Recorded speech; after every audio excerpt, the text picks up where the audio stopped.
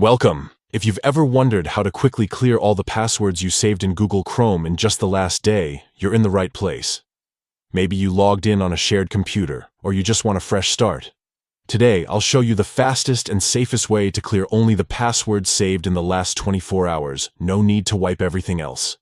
Let's get started. First, open up Google Chrome on your device. Look for those 3 dots in the top right corner of your screen. Give them a tap. This opens up Chrome's main menu. From here, tap on History. Once you're in your history, you'll see another option. Clear browsing data. Tap on that. Now, this is where you need to pay close attention.